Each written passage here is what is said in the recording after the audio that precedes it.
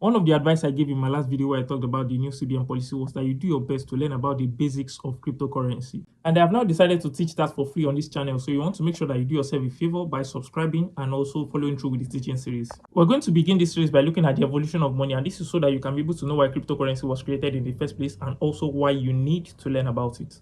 As you already know, we have the barter system, the commodity money, the metallic money, or you can choose to say precious metals. We now have the fiat, and also we now have uh, the digital currency, which cryptocurrency happens to be taking the lead amongst them.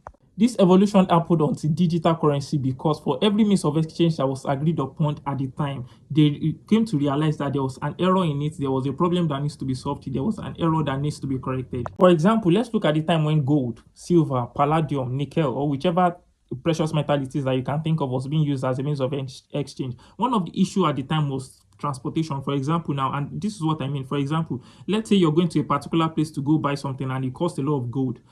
You would have to pay for transportation for yourself to get there. You would also have to pay for transportation for the goods to also be carried to whichever place it is that you want to go and buy the thing.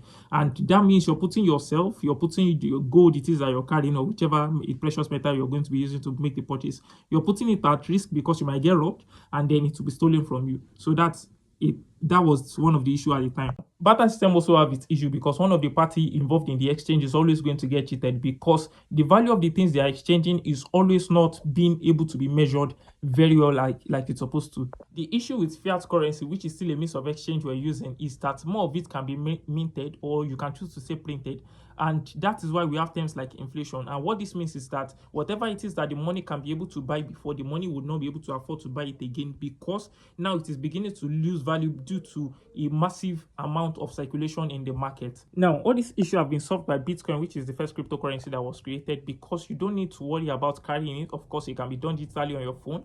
And also, you don't need to worry about the value because even though sometimes due to volatility is going to come down in value, you can be rest assured that most of the time it's going to go up because maximum amount of Bitcoin that can ever be minted is 21 million Bitcoin.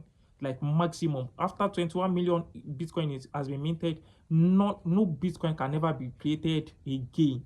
Because of that, the value will always go up. Even though it comes down sometimes, it will always go up. Now, that's one of the advantage. Again, I've mentioned that you can be able to carry it wherever it is that you go, and also it gives you control. It helps you to be able to choose to either expose yourself to the public or choose not to expose yourself. You can stay decentralized, and basically what this means is that you can choose to allow people know if you are rich or not.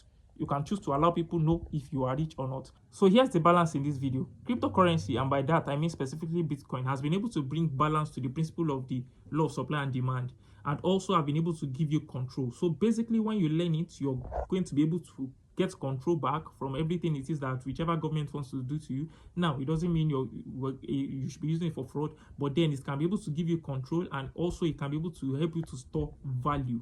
It can be able to help you to store value, which I think is the most important one. All right, so here is it for Crypto 101. See you guys in the next video. Au revoir.